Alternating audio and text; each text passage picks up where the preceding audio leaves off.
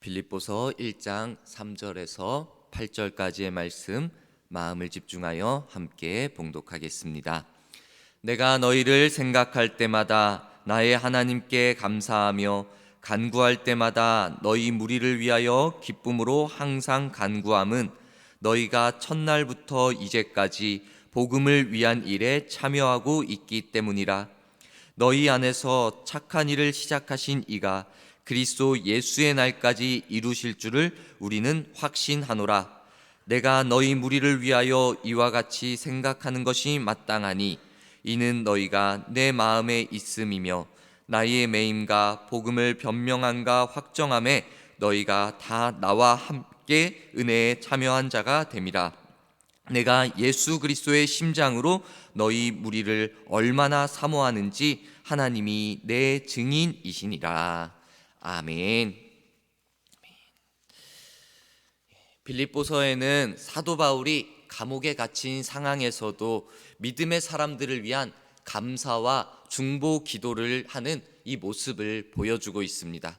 오늘 말씀의 제목은 어디에 매일 것인가인데, 이 매이다라는 것이 육신이 묶임, 지금 사도 바울이 처한 감옥의 상황을 표현하고자 하는 것은 아닙니다.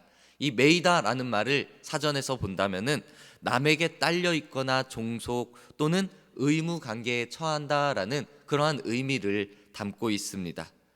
때로는 우리의 모습 속에서도 이 매여 있는 연결고리들로 인하여서 그 안타까움의 모습, 그리고 우리가 지치고 힘든 상황이 일어나기도 합니다. 우리는 오늘 우리가 나누는 이 말씀을 통하여서 이 사도 바울의 매임을 통하여 성숙한 그리스도인의 매임의 모습이 어떠한 모습인가를 생각해 보고자 합니다. 우리 바울, 무엇에 매인 사람이었느냐 보니까 사실 예수님을 경험하기 전, 예수님을 체험하기 전까지의 사도 바울의 모습은 세상의 가치에 매였던 사람이었습니다. 바울은 사도행전 22장의 말씀에서 이 사도 바울이 잡혔을 때 자기를 변명하며 스스로 변명하며 말하기를 자기에 대해 이렇게 소개를 합니다. 사도행전 22장 3절에 보니까 나는 유대인으로 길리기아 다소에서 낳고 이성에서 자라 가말리엘 문화에서 우리 조상들의 율법으로 엄한 교육을 받았고 오늘 너희 모든 사람처럼 하나님께 대하여 열심히 있는 자라라고 스스로에 대해서 이렇게 소개를 하는 것입니다. 바울은 다소 사람이었다고 합니다. 그리고 가말리알 문화에서 공부했다라고 표현을 하고 있는 것입니다. 지금 다소라는 지역은 상업 도시로서 좀 발전된 지역이었습니다. 그리고 이 또한 나는 로마인이다. 그래서 로마에서 태어났고 로마 시민권도 가지고 있다라는 것은 그에게 있어서 이것 자체가 자랑이었고 그리고 자존심이었던 그러한 부분이었습니다. 가말리엘 문화에서 공부했다라는 것을 지금 현재로 이야기한다면요, 세계의 최고의 대학이라고 하는 하버드 대학에서 내가 공부했습니다 라고 말할 수도 있는 부분입니다. 내가 많이 배웠고 똑똑한 사람이다 라고 말할 수도 있는 것이었습니다. 지금 이 사도 바울이 사도행전을 통하여서 말하는 나의 출신, 나의 신분, 나의 학문, 이것이 정말 뛰어나다라고 자랑할 만한 것이었습니다. 그런데 사도 바울은 말씀을 통하여, 편지를 통하여서 말하기를 나의 출신, 나의 신분, 나의 학문, 이러한 것들이 결코 이제는 나에게 자랑할 만한 것이 아니라 오히려 이것은 배설물이 되어진다라고 이렇게 고백을 하는 것입니다. 많은 세상의 사람들은, 우리 교회의 사람들도 그 생각은 이렇게 할 수 있습니다. 나의 학문이, 그리고 나의 출신이 대단하다 하면서 그것에 매이는 경우가 분명히 있습니다.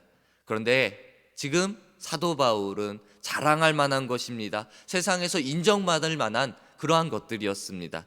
하지만 그것에 매이지 않습니다. 아니, 그것을 오히려 쓸모없는 것으로, 배설물로 여기는 그 믿음의 모습에, 믿음의 고백을 드리는 것입니다. 어찌 보면은 인생에서, 우리들의 인생에서 있어서 많은 이들이 얻고 싶어하고 가지고 싶어하는 그러한 부분들입니다. 그런데 이 많은 부분들은 사도 바울은 가지고 있었고 이미 얻었지만, 이미 소유했지만 이것이 이제는 더 자랑할 만한 것이 아닙니다. 오히려 배설물로 여기며 그것을 귀중한 것으로, 소중한 것으로 여기지 않았습니다. 이 바울은 내가 이것을 배설물로 여긴 이유가 이것이 진리로 나아가는 데 있어서 오히려 방해 요소, 걸림돌이 되어졌던 것입니다. 가말리엘이라는 최고의 학문이, 그리고 내가 로마인이라는 우월주의가, 다소 출신이라는 내가 가지고 있는 출신의 위대함이 이제 예수 그리스도를 알고 예수 그리스도의 복음을 전함에 있어서 그것이 방해물, 그것이 걸림돌이 되었다라는 것을 깨닫게 되는 것입니다. 그렇기 때문에 열심은 있었습니다. 이전까지 자신이 알고 있었던, 자신이 가지고 있었던 이러한 자랑할 만한 거리들이 잘못된 열심으로 나아가게 되어진 것입니다. 잘못된 열심이 어떠한 결과로 나타났습니까? 그의 잘못된 열심은 수많은 그리스도인을, 믿음의 사람들을 잡아 가두고 죽이는 일에 앞장서는 열정으로 나타났던 것입니다. 그의 이러한 삶의 방향이 잘못된 이유, 내가 지금까지 가지고 있었던 생각, 그리고 나의 삶의 배경에 매여 있었기 때문에, 경험에 붙잡혀 있었기 때문에 잘못된 열심과 결과로 나타날 수밖에 없었습니다. 그가 또 세상 가치에 매여 있던 사도 바울이 그 그리스도인을 잡아 죽이려고 다메섹으로 향하여 가고 있었습니다. 그 가는 도중에 강한 빛으로 예수님께서 찾아오시고 들려주십니다. 이 강력한 주님의 음성으로 말미암아 그가 지금까지 매여 있었던 생각의 눈, 그리고 마음의 눈, 경험의 눈이 뜨여지게 되는 것입니다. 바뀌어지게 되는 것입니다. 이제는 바뀌어지는 게 예수 그리스도를 바라보는 눈으로, 예수 그리스도께 매이도록 예수 그리스도께서 변화시켜 주신 것입니다. 이제 그리하여 그의 예수 그리스도의 부름 가운데 이제는 세상 가치에 매인 것이 아니라 예수 그리스도께 매인 자로 완전히 변화받는 그 믿음의 모습으로 나아가게 됩니다. 이름 또한 그가 사울로에서 바울로 바뀌게 됩니다. 사울의 뜻이 무엇이냐? 사울은 큰 자라는 뜻을 가지고 있습니다. 그러나 이제 이름이 바뀌어 바울은 주님의 부름 앞에서 자신의 이름 작은 자라고 변화되어지는 것입니다. 자신의 매임이 이전까지 큰 자로서가 아니라 이제 내가 주 앞에서 작은 자입니다 라는 믿음의 고백을 드립니다. 약한 것을 자랑하고 작은 것을 자랑하는 그러한 사람으로 변화되어집니다. 세상과 자신이 생각했던 큰 것에 매여 있었던 사울이 이제는 내가 하나님 앞에서 작은 자가 되어 오직 예수님만을 높이겠습니다. 내가 세상에 자랑할 만한 것들은 귀한 것이 아니라, 쓸모 있는 것이 아니라 배설물로 여기면서 겸손의 모습으로 나아가겠습니다 라고 이름 또한 바뀌게 되어집니다. 여기에서 바울이 이전에 스스로 큰 자로서는 어떠한 행위를 했습니까?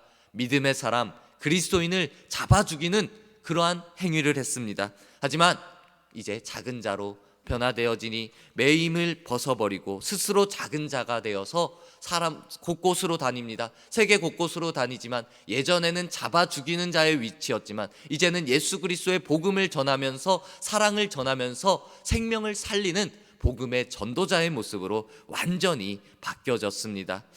바울 스스로 매인 자, 그 스스로 큰 자에 매여 있을 때는 그를 통하여서 많은 사람들이 고통의 위험 속에, 죽음의 위험 속에 있었습니다.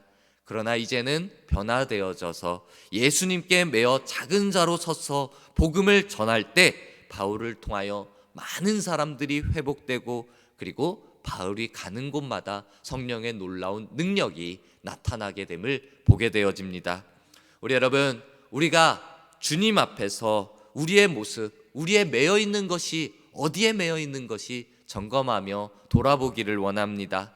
나의 잘남, 나의 배경에 자랑이 되는 것이 아니라 내가 예수 그리스도를 만나고 예수 그리스도를 체험함으로 인하여 우리의 인생에 가장 귀한 것이 내 안에 들어왔구나, 그리고 예수 그리스도가 내 안에 가장 귀한 것이구나 라는 것을 믿음으로 고백하기를 원합니다.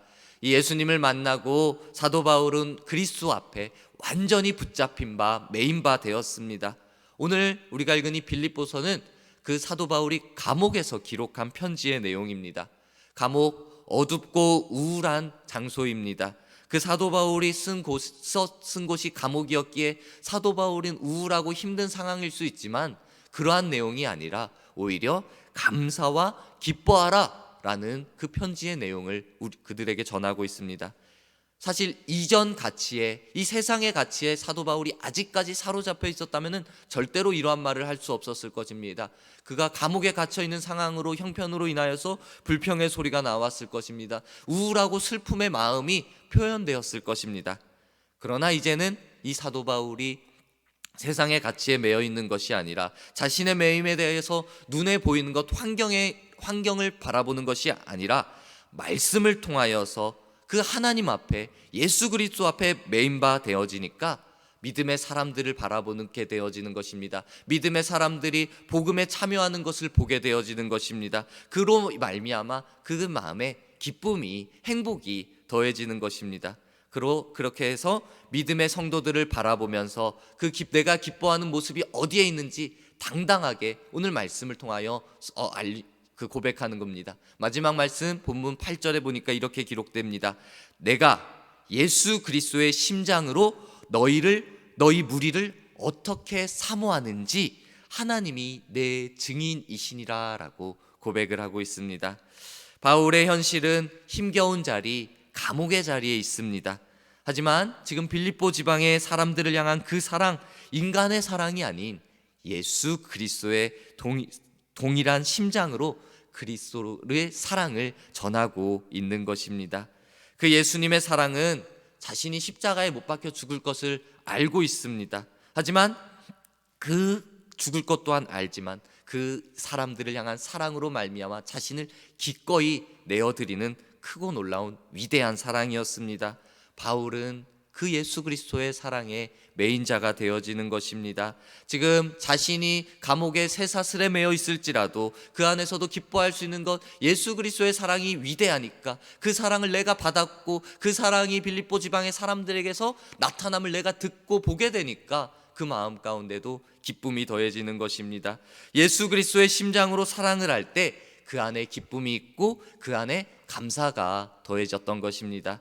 바울 예수 그리스도의 마음에 매임되었을 때 감사, 기쁨 그리고 진정한 행복을 누리게 되었습니다.